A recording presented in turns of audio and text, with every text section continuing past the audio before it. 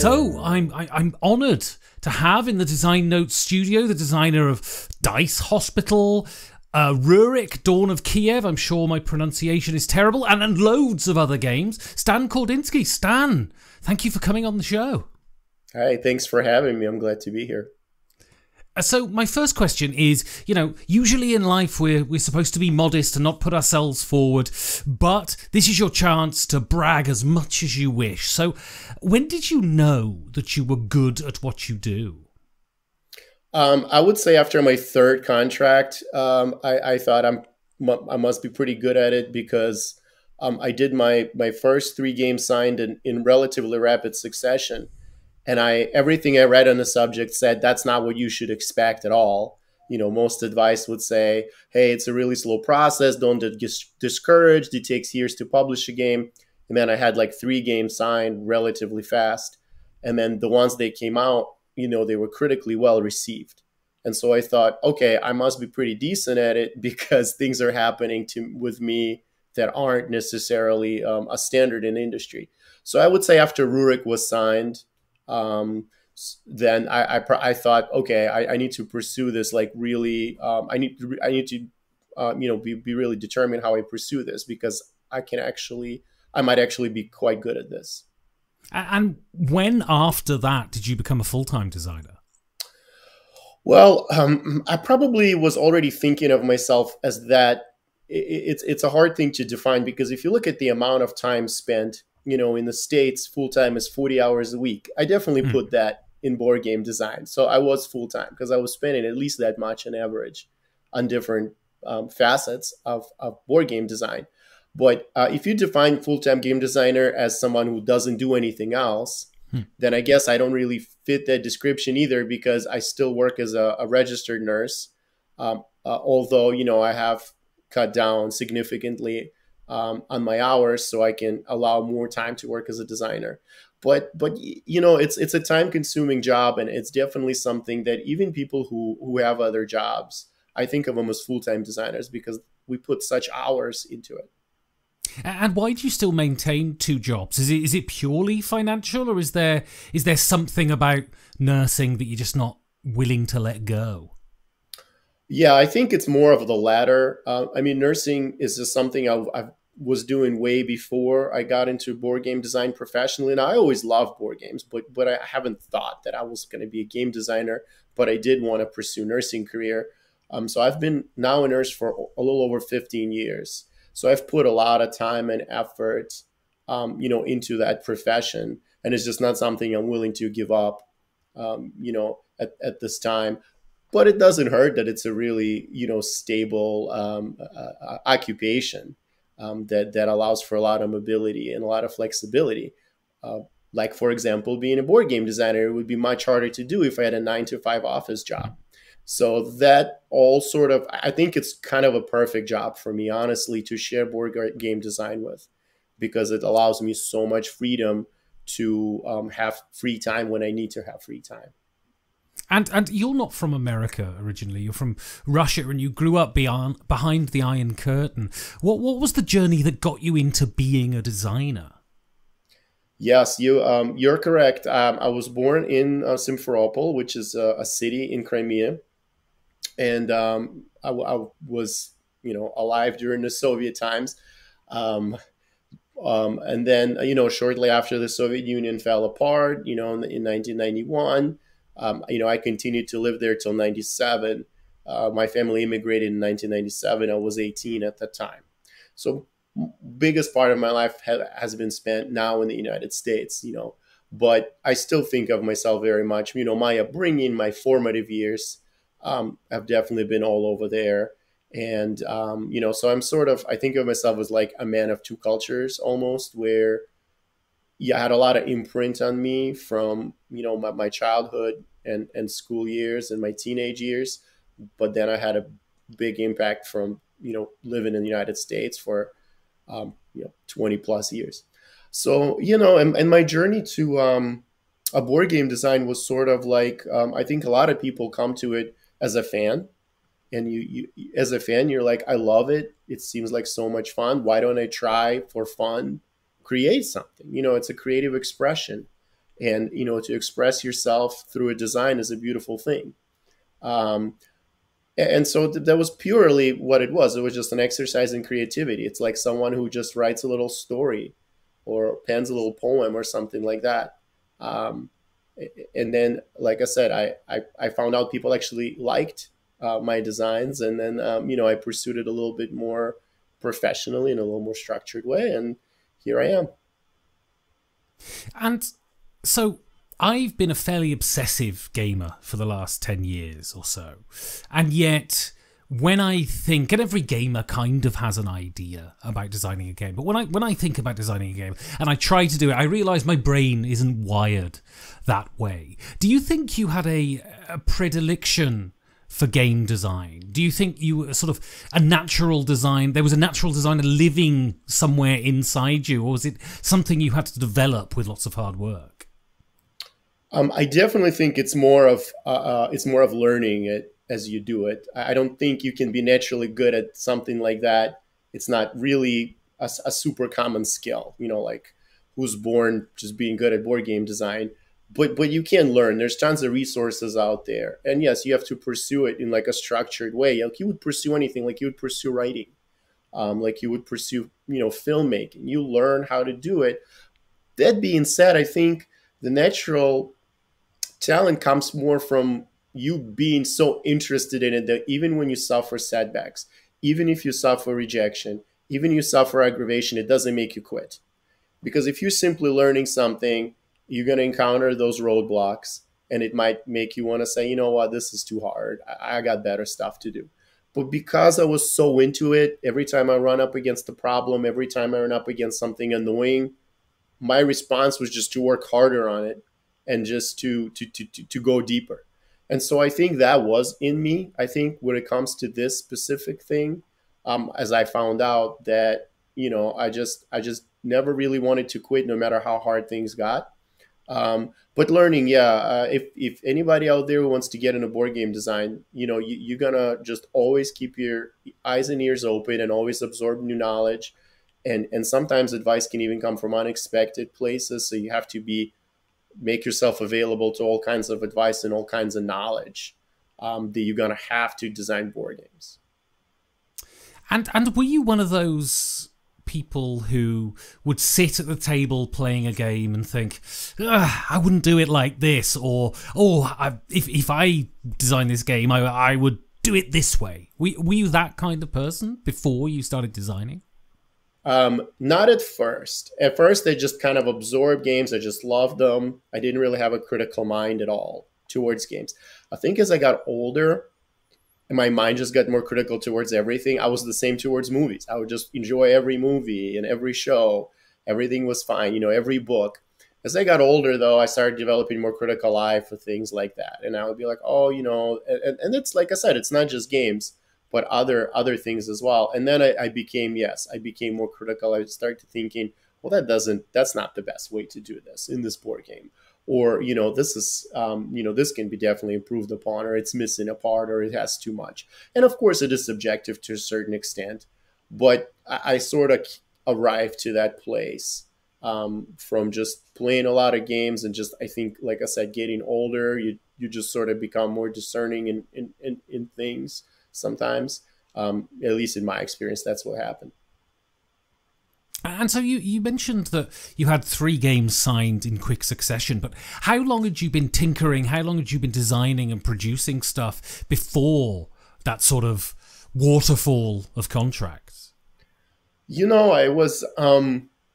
I started my first game I designed. It was like 2000 and maybe like 5 or 2006. And it was my first attempt ever. And it wasn't really a great game. It wasn't really a great design, but that's the first one that I ever designed that just came from my head. And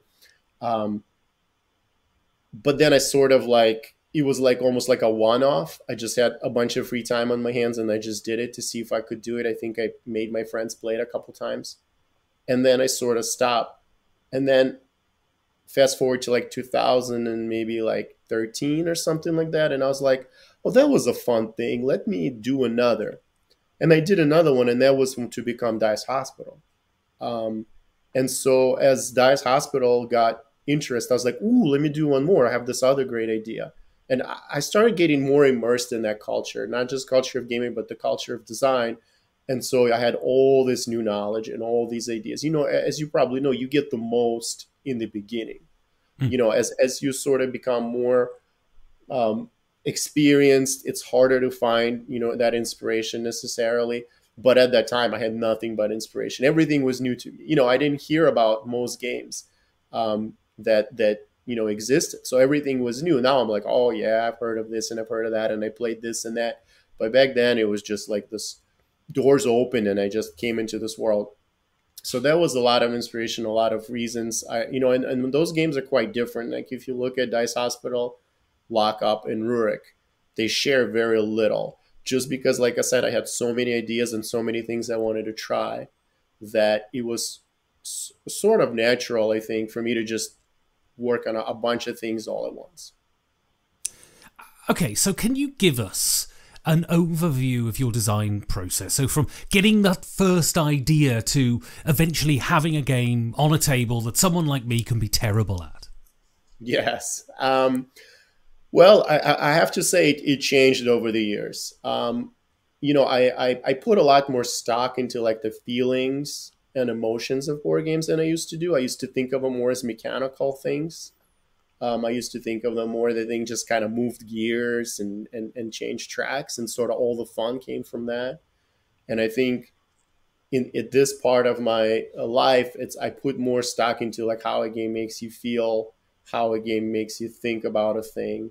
And so I tend to start with that more now. Like I would think of something that would be a fun theme, but then I would think, well, what type of emotion or mood would that have? And I would almost just write a few things down about how that would make me feel.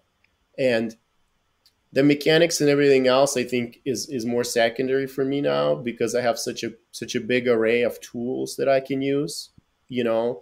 But that being said, it is interesting to think of something novel. So sometimes I will think of something, I spend a long time thinking of how to make something more novel, how to create something that doesn't necessarily exist yet in the board game space as far as mechanics go. So that's kind of the initial stage. I try to marry this like thematic ideas with the mood and the mechanical parts of the game. And that usually brings me to my like first rough draft. Most of it, you know, is like handwritten notes or some stuff. Then once I get enough of that where I feel like it is coherent, then I will go on my laptop and I will create a digital version of it. You know, I'll create the files on my computer and I'll print out some basic prototypes. A lot of times I will at the same time create a TTS version of it. And so like I create those things simultaneously because they share assets basically. And then I can actually see what it looks like on the table. And like that really helps you visualize things better. And I usually don't start playtesting until I'm fairly done with the prototype. I don't tend to playtest a lot of just like scribbles. Usually my prototypes, when I bring them out for the first time, they will look a pretty decent look to them, which people many times commented that, oh, you must have been working on this for a long time. And I would say, no, this is the first time I ever brought it out, because I think it's important. I think the first impression of your prototype is important, even though you might say, sure, I'm going to change 90% of it. But still, the effort that you put in it in some way will benefit your design in the long run, if that makes sense. You know, from then on, I just kind of, if it has merit, you know, I just continue marching on and I continue play testing. You know, I have a pretty solid group of people that I can do play tests with, and then just small refinements, you know, big refinements at first. And then, you know, as the game gets better and better, you kind of get to that when you're just sort of polishing things. And at that point, you're like, okay, it's pretty much done. You know, this design is done, this game is done, and then all that's left is find a publisher. And so when you find the publisher, kind of what state is the game in? Because, you know, I was looking at your website today, and you're not only a designer, you're also a developer. So is your game pretty much done and there's little need for development when it gets to the publisher, or is there a sort of extensive development procedure, and how do you work with someone else tinkering with your game? Yes, that's a really good question. So yes, I do develop. I also have published the game. I published a game called Resurgence that should be getting delivered to backers in just a couple months. So I've been in all aspects of this industry, right?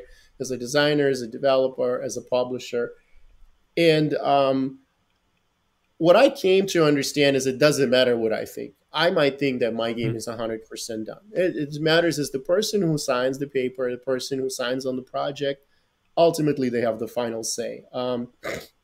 Some of my games had very little changes. Some of my games they requested change before they signed on to them, so I had to make a lot of changes. Some games they took and they said they loved them, but then 6 months into it, find out that they've changed a ton.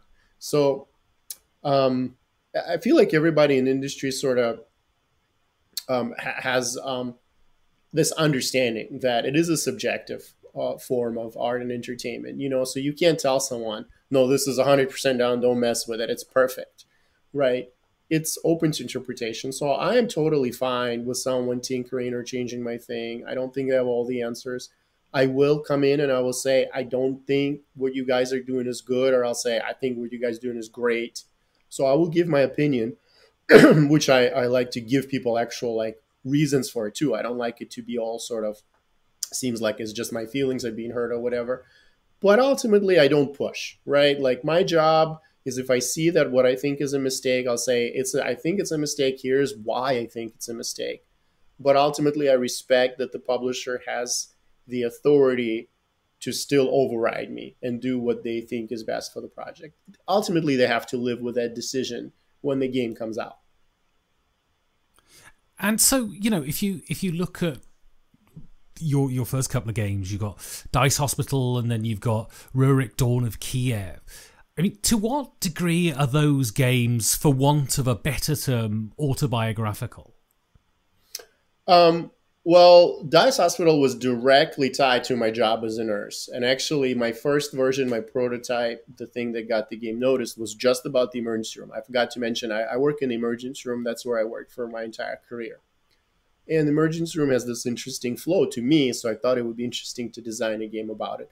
Now, as they've expanded sort of the game, it became a hospital, not just an emergency room, but the core gameplay is the same.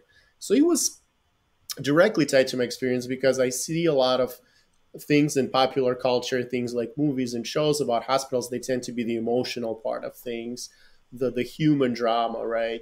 But as a day-to-day person working there, you understand that a lot of it is actually about efficiency and resource allocation and then really mechanical things. I thought it would actually be a good uh, soil to like do a board game on, and so that's why I designed it. And apparently people agree because the game has been in print and doing well for years now.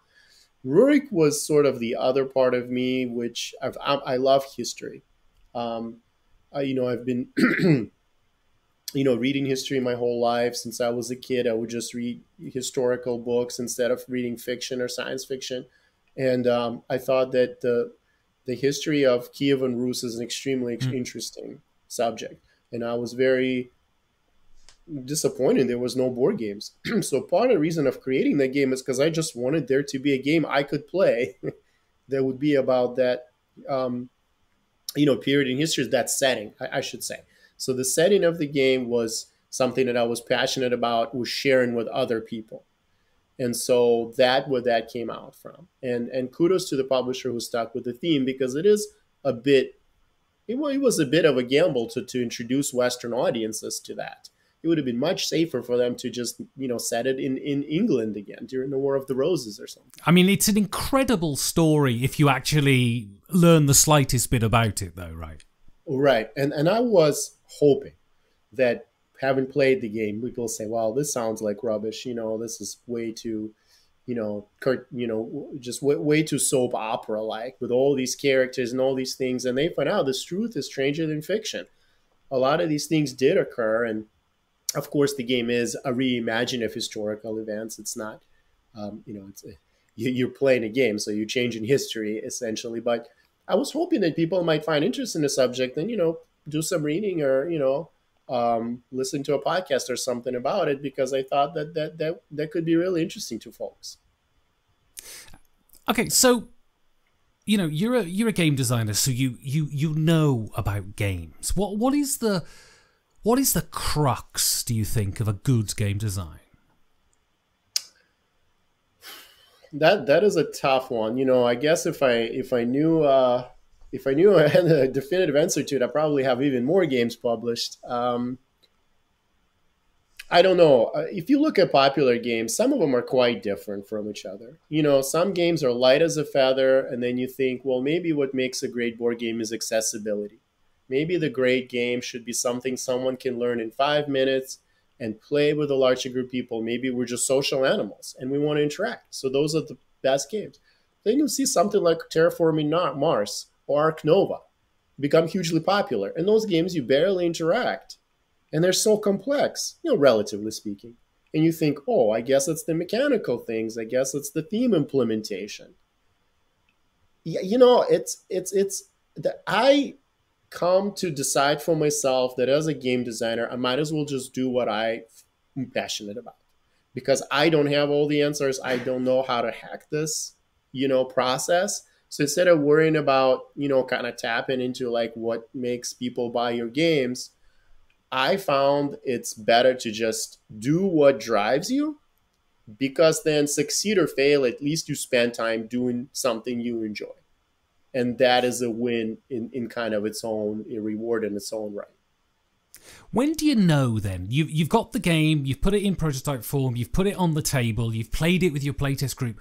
When do you know, okay, I'm going to finish this one? Yes, I I kind of make a point of finishing things. So I found earlier in my career via advice and also just my own experiences that one of the biggest problems that aspiring designers have is not pushing hard enough on the finished project. It's kind of easy to just get a couple of no's, and just say, okay, it doesn't have merit. It's done. So I kind of make a point of just not quitting and just keep pursuing, keep pitching my game, keep looking for publishers for my game because I think it's hard work, and I don't think it's as fun as designing. And so and it's something you also have to be, get good at it, and all those things that sort of create barriers for people to actually do it. And so I rarely give up on something that's 100% done. Like unless someone objectively explains to me why it's bad, like objectively tells me, look, this is never going to get made because of these things, then I would go and change those things and I would still pursue it. Because a lot of hard work goes into it, a lot of hours goes into it. But the biggest problem is after people have decent designs, good designs, they just say, oh, it's too much work. I'll just put it on the shelf. Maybe at some point, someone, somewhere, it'll fall in my lap. Well, it probably won't. I hate to say it, but it takes a lot of determination to get these things in front of the public as a finished game. So, on that end, what do you have coming out in the future? What can we play from Stan Kordonskiy in the next sort of year or two? I have a few things. So, like I said, so two biggest thing that's coming out right now is Endless Winter and Resurgence. Endless Winter should hit first in a month or so. Then, like a couple months from now, it should be Resurgence. Down the pipeline, there is a game I designed for Elf Creek Games, who are the publishers of Merchants of the Dark Road and Atlantis Honey Buzz. So I have designed a game for them. And so that's being worked on. Hopefully we'll see it in next year on Kickstarter. I've also designed another game for Daily Magic. I've designed a game for them before called Shadow Kingdoms of Valeria. And now I designed an expansion for Shadow Kingdoms and a standalone game in the Valeria universe that's a dice-driven Euro. And then I have a game with 25th Century Games. That's a real-time deck building. So I'm really excited about that one because it's such an interesting concept. And like, can you play deck builder and as a speed game? That was something that I really wanted to do. So those are the ones that come directly to mind. And then my next game, I also will be publishing another game through my own company. And so I'm working on finalizing that as well. So that's just for like 23, 24. So going forward, I have quite a few things. And then as those projects are nearing completion, I'm also looking forward. And like I'm going to be going to Essen. I'm going to be bringing a few designs there and pitching them to companies. And then, like I said, it's a never-ending cycle. Just because you had a few games published, people probably think that companies are just knocking down on my doors, begging me to let them have one of my brilliant designs. That is not at all. I would say I spend just as much effort and time now having all these games out that I've spent at the very beginning. It's just a part of the job. And so what niche do you think you fill in the board game world? Well, I'd like to think that, I don't know if I fill any niches per se. I think of myself as sort of like a midweight, light to light mid, or I say, yeah, like light mid to midweight Euro designer.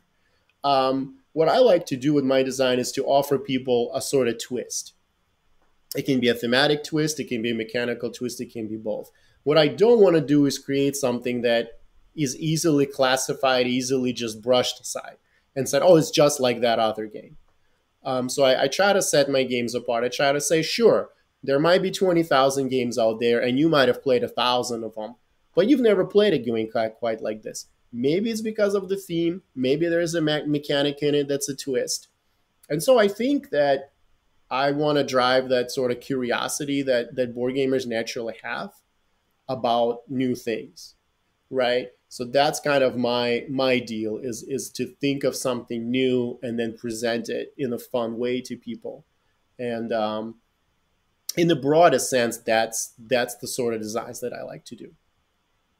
So I've got two more questions for you then. So imagine you're at a convention, let's say Essen, and you go out in the evening for dinner and you're coming back from the loo and you hear a table of gamers talking and your name comes up. So you sidle into the corner and you eavesdrop on them. What do you hope they're saying about you? Oh man, that's a tough one. I mean, I just want them to like my games, really, I just want them to say, man, this is such a fun game. I can't wait to play it again. That's pretty much the biggest praise you can get as a game designer is someone just saying, it's a really good game. There's not much beyond that.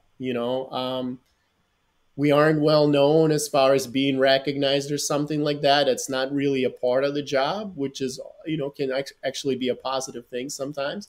But you do want your work to be recognized and acknowledged and liked. That's about it. So, last question then. Why is gaming good? The gaming is good because it's... I view board gaming as entertainment first and foremost, right? It's something we do to entertain ourselves, and there's many, many, many forms of entertainment. And I like it because it's an active entertainment. It's interactive entertainment, usually social, although, of course, we have solo games and non-interactive games.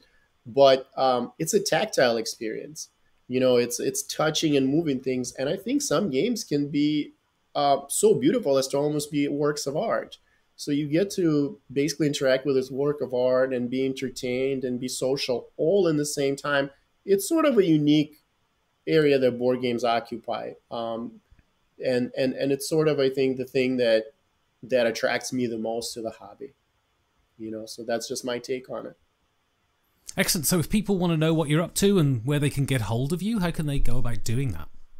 Well, I have a website, Half a Kingdom Games, and you can jump on the website. It's just sort of tells folks what I do. That's a primary way. That's a primary gateway. It has all my information, like my email and things like that. So if it also has a list of my published and unpublished designs that I'm soliciting, so folks can see my upcoming project, my past project. A lot of times, if you click on the games, it'll take you to the publisher's page. So then, you can actually get even more info about it. That's the best way to do it. Brilliant. Well, Stan Kordonskiy, thank you very much. Thank you so much, man. It was a pleasure.